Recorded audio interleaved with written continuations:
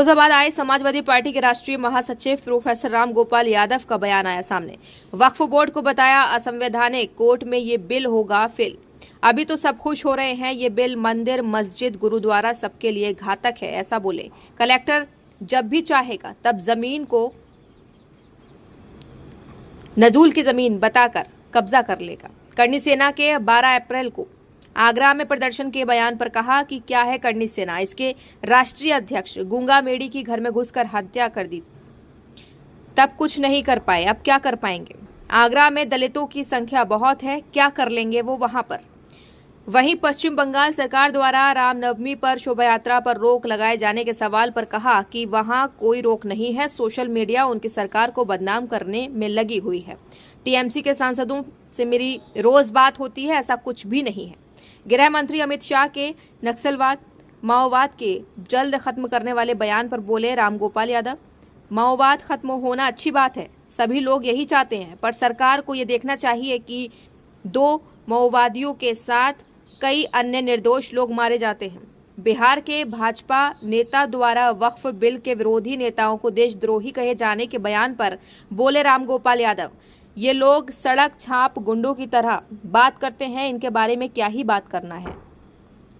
बिहार के नेता तेजस्वी यादव के वक्फ बिल पर दिए गए बयान, जिसमें कहा गया कि हमारी सरकार बनी तो बिल को डस्टबिन में डाल देंगे। इस पर सपा के राष्ट्रीय महासचिव ने कहा, ये सही है कि ये बिल असंवैधानिक है, इसका कोई कोर्ट में आधार नहीं होगा। ये सरकार संविधान विरोधी सरकार है, सरकार संविधान को खत्म कर रही है। और क्या बोले, खास रिपोर्ट में देखिए। 2025 अब कानून बन गया है। इस बिल को राष्ट्रपति द्रौपदी मुर्मू ने मंजूरी दे दी है। राष्ट्रपति की मंजूरी से पहले वक्फ बिल दोनों सदनों में पास हो गया। आपका क्या कहना है? वो तो ये नियम ही है, अगर सदन पास कर दें तो राष्ट्रपति को तो दस्तखत करना ही होगा। राष्ट्रपति को दस्तखत करने से इनकार नहीं कर सकते। लेकिन ये बहुत ही जन विरोधी कानून है। ये लोग अभी समझते हैं कि बहुत अच्छा है, अच्छा नहीं है। ये सब पे लागू होगा। कलेक्टर चाहे जिसकी मंदिर की, मस्जिद की, गुरुद्वारा की, चर्च की जमीन को चाहे जब कह सकता है कि नजूल की जमीन है और इस पर हम कब्जा करें। बिहार के उपाध्यक्ष और वरिष्ठ भाजपा नेता कुमार सिन्हा का कहना है कि वक्फ बिल के खिलाफ विरोध करने वालों को देशद्रोही और जेल में शामिल किया जाए। मानसिकता कितनी गंदी है आप समझ लीजिए, ऐसे ही लोग हैं ना। अब उन पर हम क्या कमेंट करें, इस लायक ही नहीं कि उन पर कमेंट करें। वो तो सड़क छाप गुंडों की तरह बात करने वाले ये लोग हैं जो आप पढ़ रहे हैं। तेजस्वी यादव ने वक्फ बिल को असंवैधानिक बताया है। आरएसएस और भाजपा संविधान के खिलाफ। उनका कहना है कि यदि हम राज्य में अगली सरकार बनाते हैं तो बिल को डस्टबिन में भेजा जाए। ये बिल असंवैधानिक तो है ही। अगर आप में से किसी ने संविधान को थोड़ा भी देखा होगा, संविधान की आत्मा मौलिक अधिकार है, जिसने हम लोगों को अधिकार दिया, जिसमें जीवन का अधिकार भी है।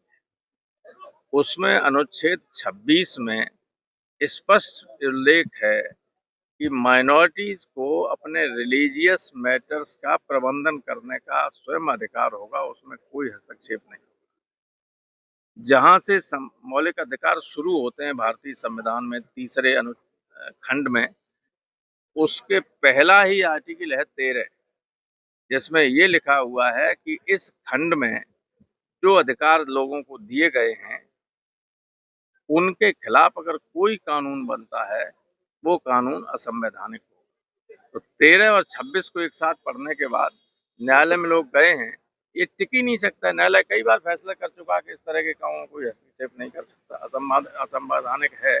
और ये बीजेपी की सरकार तो संविधान को खत्म ही करना चाहती है, इसलिए संविधान के किसी भी पवित्र अंश को भी ये मानती नहीं। सर, आज रामनवमी है। पश्चिम बंगाल में ममता की सरकार ने रामनवमी की क्या कहें? कहीं रोक नहीं लगाई गई, कोर्ट ने उसको अनुमति दी है, कोई रोक नहीं लगाई। कुछ ऐसे जगह हैं जहाँ पे दिक्कत होती है, उसके अलावा मेरी तो रोज वहाँ से बात होती है। हमारे साथी बैठते टीएमसी के, ये पूरा सोशल मीडिया ममता के खिलाफ दिल्ली के लोगों के इशारे पे जो चाहे सो कह सकता है। सर, 12 अप्रैल को छत्री समाज आगरा में करणी सेना आंदोलन करेगी, क्या कहें? करणी सेना ने, जब करणी सेना के अध्यक्ष को गुजरात की पुलिस ने मारा और टोपी उनकी इधर उधर फेंकी, तब तो कुछ नहीं किया। करणी सेना का वो बड़ा अध्यक्ष था गोगा मैणी का, उसके घर में घुस के लोगों ने हत्या कर दी, तो करनी सेना कहाँ चली गई? कहाँ गई इनकी बहादुरी? अब आएंगे दलित हैं रामविलास चौहान इसलिए आएंगे, ये मालूम नहीं उन्हें आगरा में दलित कितने हैं। गृह मंत्री अमित शाह ने कहा है कि अगले साल 2026 तक माओवाद देश में पूरी तरह से मिट जाएगा। माओवाद खत्म हो जाएगा। अब माओवाद तो कोशिश कर रहे हैं वो, लेकिन माओवाद के नाम पे निर्दोष बहुत मारे जा रहे हैं। जैसे आपको याद होगा या आपको नहीं, बच्चे हो, यहाँ जब बहुत डकैत थे इसमें चंबल घाटी में, तो उस वक्त कोई मान लीजिए गांव में आ गए खाना खाएंगे, तो उनका तो कुछ नहीं, पुलिस बिगाड़ती थी। खाना जिसने खिलाया उसको 216 में बंद कर देती। तो उस वक्त 216 धारा थी, अब तो पता नहीं क्या नंबर होगा, हम जानते नहीं। तो इसी तरह से वहाँ जो नक्सलाइट्स हैं वो किसी गांव में घुस जाते, तो गांव वालों की हैसियत नहीं कि उनको रोक सकें, उन्हें खाना। तो जब पुलिस चारों तरफ से घेर लेती है, गोली चलती है, तो अगर 2 नक्सलाइट मारे जाते हैं तो 10 आम आदमी मारे जाते हैं। सब नक्सलाइट की गिनती में आते हैं। नक्सलिज्म खत्म हो ये सभी चाहते हैं, लेकिन सरकार को ही ध्यान रखना चाहिए कि उसमें निर्दोष लोग न मारे जाए। OVM सीनियर सेकेंडरी स्कूल, जहां सपने होंगे साकार, आपके शहर में उत्तम शिक्षा देने के लिए वचनबद्ध। CBSE बोर्ड से एफिलिएटेड इंग्लिश मीडियम स्कूल, बेहद किफ़ायती एवं उत्तम शिक्षा का वायदा। स्कूल की भव्य इमारत, विशाल मैदान, कंप्यूटर और विज्ञान लैब, सुसज्जित पुस्तकालय, स्कूल वैन जैसी सुविधाओं से युक्त। नए सत्र के लिए एडमिशन शुरू हो चुके हैं।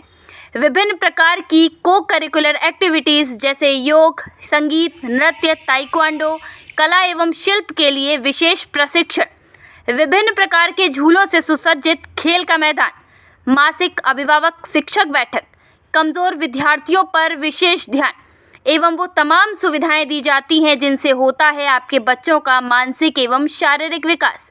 तो अगर आप भी अपने बच्चों को शिक्षा संस्कार में सर्वगुण संपन्न देखना चाहते हैं तो आज ही अपने बच्चों का नामांकन OVM सीनियर सेकेंडरी स्कूल में कराएं।